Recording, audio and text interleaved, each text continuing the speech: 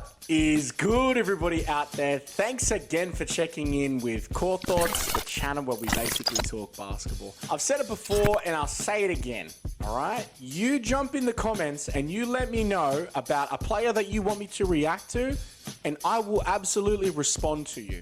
And if it's a good request, like this one right here, you best believe your boy's going to be checking it out. First and foremost, I want to give a shout out to the man known simply as 8.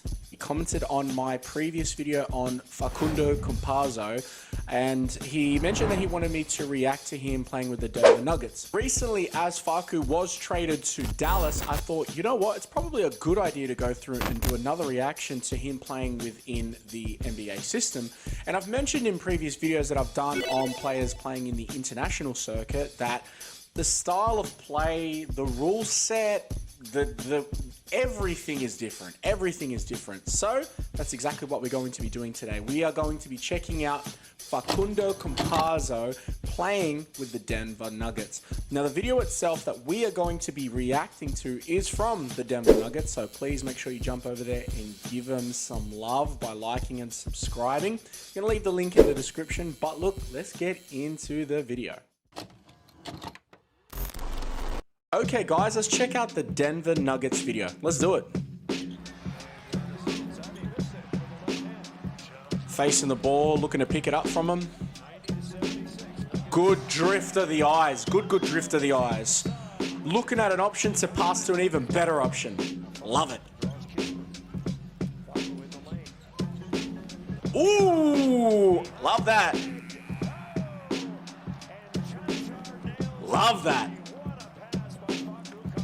Just because I ain't looking at you doesn't mean I ain't gonna hit you. Ooh, better watch your legs, playboy. Love that. Love that. Again, great pass. Great pass. Fantastic ball control. You got to be able to deliver passes from any angle.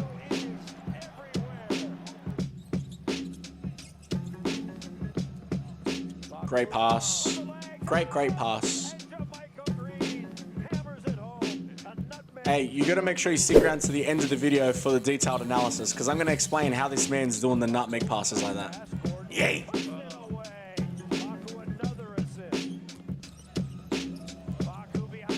Ooh. Ooh.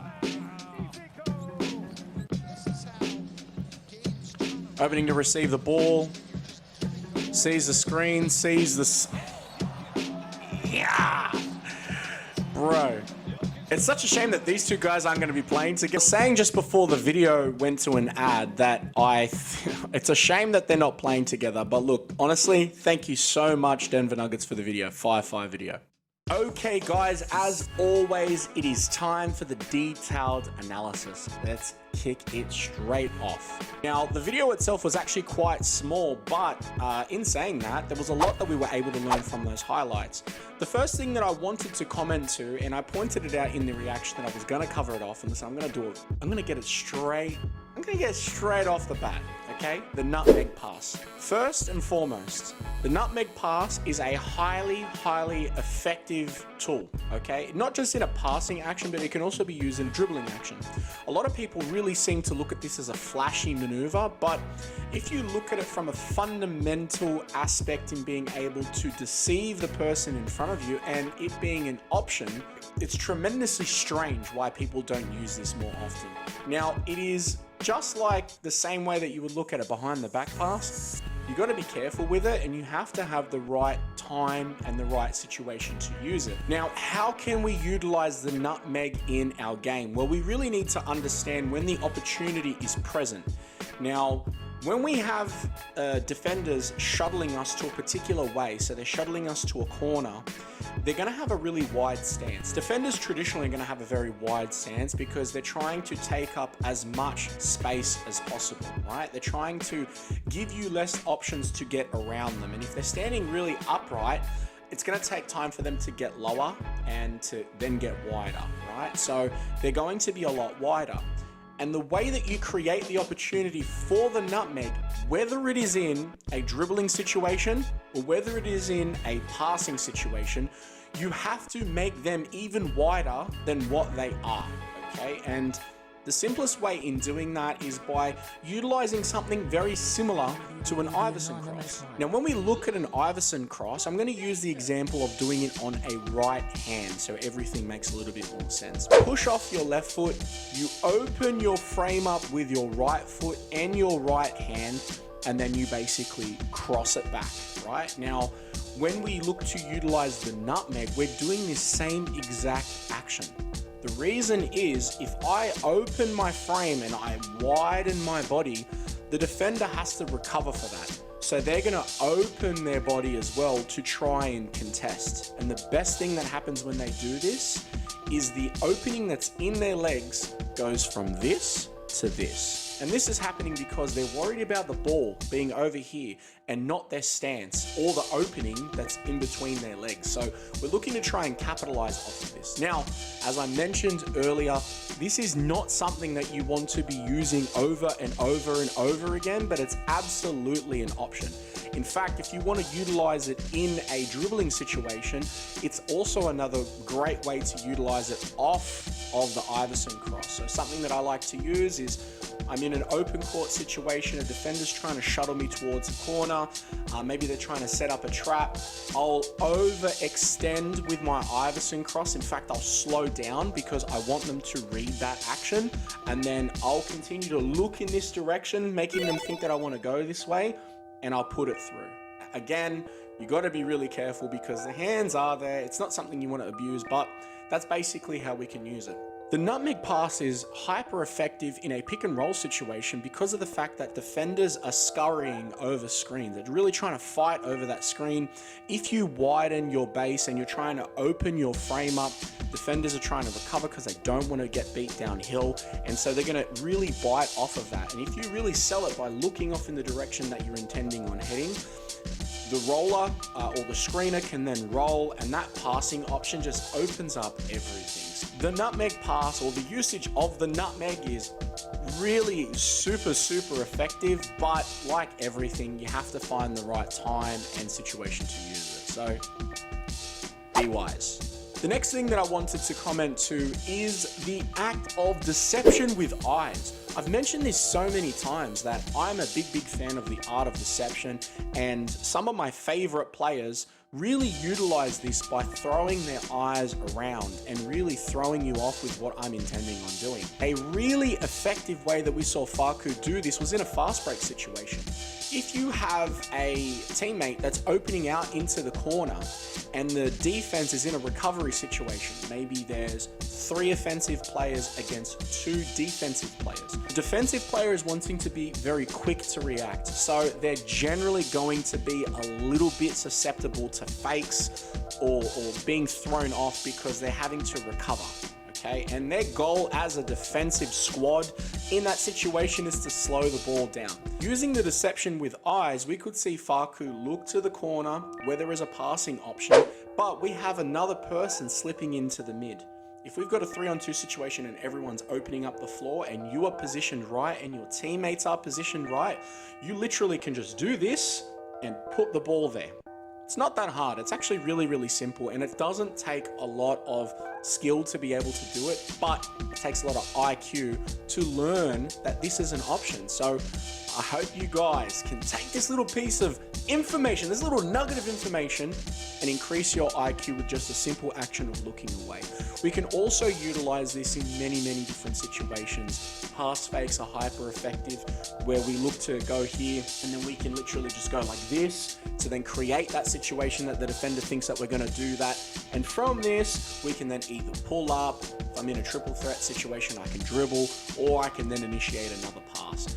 Really good usage of the eyes in recovery situations for the defense is super effective. Really love this trick.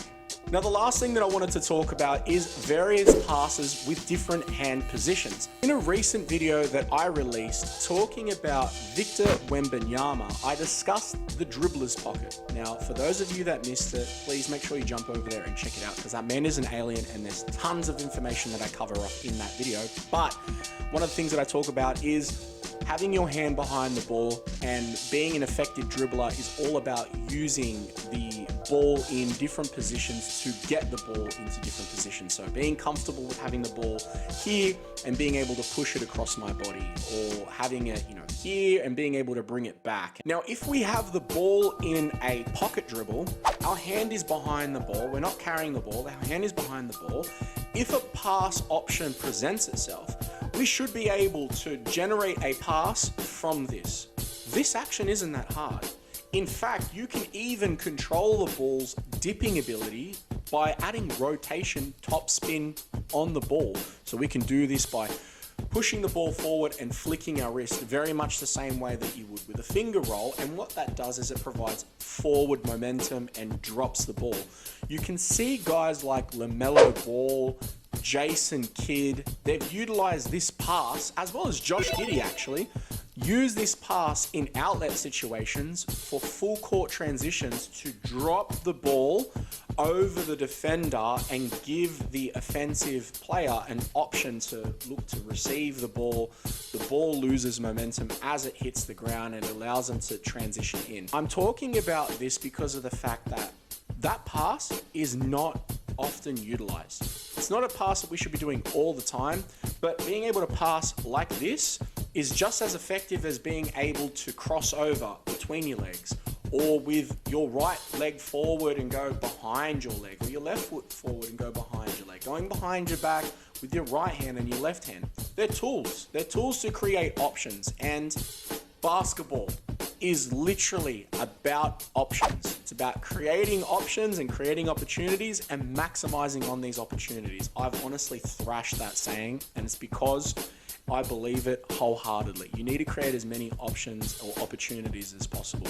If we also look at some other passes that we can generate from a very similar position, we can look at hook passes, or we can also look at shovel passes. If we have our hand in the dribbler's pocket and we're able to position our hand slightly around the side of the ball, we can now really send the ball off with a lot of momentum in a bullet pass across the court. We can also create these sort of looping opportunities with a hook pass. So I really do suggest that if you aren't comfortable with being able to pass the ball by having your hand behind it, or even dribbling in that position, they feed into each other so much. If I have my hand in that dribbler's pocket and I can create a passing opportunity to sort of go across my body like that, super, super effective. If I see it and maybe the defender reads it, I can literally transition to an in and out by change of speed. You can see guys like Magic Johnson do this, and they used to kill defenders with this move. Facundo Campazzo is one of my favorite players because he plays in this way that I love and appreciate the game.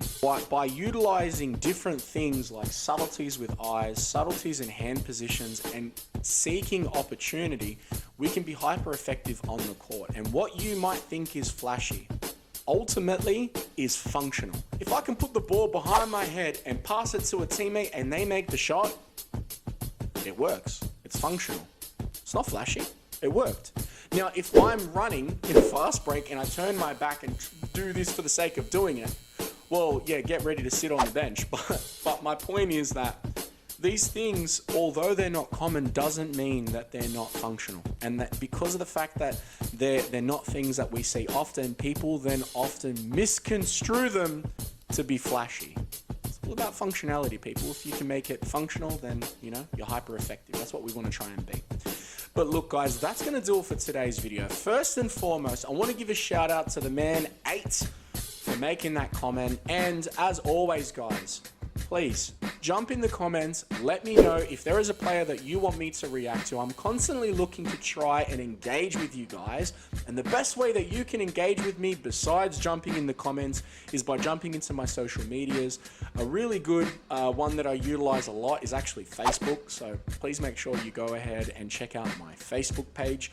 Also, I am constantly updating videos onto my YouTube page. So please make sure that you like and subscribe. Give your boy some love and support. Click that notification bell so you can get notified when a new video is coming out. You can stay in the know. And you're absolutely going to be helping your boy out as I push to try and reach my new goal of 10K subs. Thank you so much for kicking it with your boy. And until I see you next time, make sure you're looking after yourself. You take care and be safe. All right. Peace.